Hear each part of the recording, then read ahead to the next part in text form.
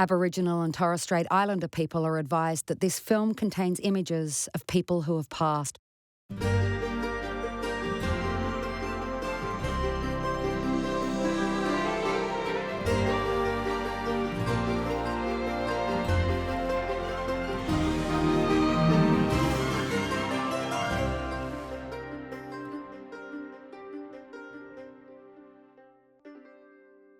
Inside the Museum of the Goldfields in Kalgoorlie is a prayer basket made by a woman at the remote Mount Margaret Mission, near Laverton. The prayer basket contains small scrolls. On each is written a verse from the Bible. The baskets were sold to raise money for the mission. The mission itself has virtually disappeared. Aside from a couple of ruined buildings, all that remains of the mission is the base of the tank stand at Kingswell, which was also the site of mission baptisms. But for over 50 years, the Mount Margaret Mission was a busy community and home for hundreds of children and adults. For most of that time, the state government's Commissioner for Native Affairs, Orba Octavius Neville, was the legal guardian of every Aboriginal child in Western Australia to the age of 21 years.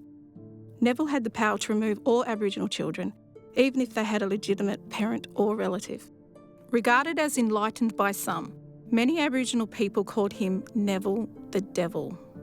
Neville sought to separate Aboriginal people of full descent from those of part descent. Half-castes, in other words. The former were believed to be near extinction, but he maintained that those of part descent could be trained as domestic servants and farm workers. Then they would eventually assimilate with the white population through intermarriage. This was a national policy, endorsed at a conference of state and federal authorities in 1937, where Neville proclaimed, "Are we going to have a population of 1 million blacks in the Commonwealth? Or are we going to merge them into our white community and eventually forget that there were ever any Aborigines in Australia? I see no objection to the ultimate absorption into our own race, the whole of the existing Australian native race." Neville saw such actions as being needed because since European settlement, Aboriginal people had died in pain, misery, squalor and ill health, and believed that they have to be protected against themselves whether they like it or not. The sore spot requires the application of the surgeon's knife for the good of the patient and probably against the patient's will. Well, we were camped out in the bush as usual, and the police probably asked the Aboriginal people, "Any half-caste children?" "Oh yeah, one out there in the bush." So they came looking for me, and I seen the two white horses coming. And my mother warned me, "If you see the white horses coming, run and get in that sugar bag." But they came and said, "Any half-caste children?" And my mother said, "No, nothing." But they could see somebody was in the bag. So he jumped off the horse and he kicked the bag. He knew somebody's in there. And maybe my heart was beating and maybe I was shaking in there, I don't know. But he didn't open the bag. He jumped on his horse and took off.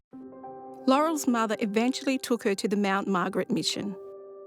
It was a safe place for me to go because she got tired of running around hiding me from the police, and cried myself to sleep when I first went in there, and I wouldn't let her go. And it was getting dark, and my mother was a bit blind, and then I just come to myself and said, "Oh, I'm being selfish, not letting her go home." Under the leadership of Rod Schenck and his wife Isabel, the Mount Margaret Mission was progressive by the standards of the time. Schenck was dedicated to educating the children and was an early and passionate advocate for Aboriginal people to be given citizenship.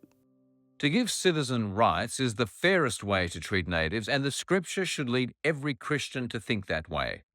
Rod Schenck, October 1944. But he was also a missionary with Christian priorities.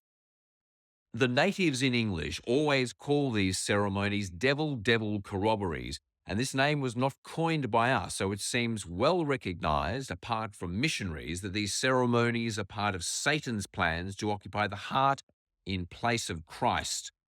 Rod Schenck, March 1937. The mission also supported adult Aboriginal people. But as funding was always an issue, Schenck had a policy of no work, no food. Adult members of the mission were engaged in farming, mining and making crafts for sale, including prayer baskets, also known as promise baskets. Meanwhile, staff at the mission encouraged the children to participate in activities ranging from tennis to regional sports competitions to music.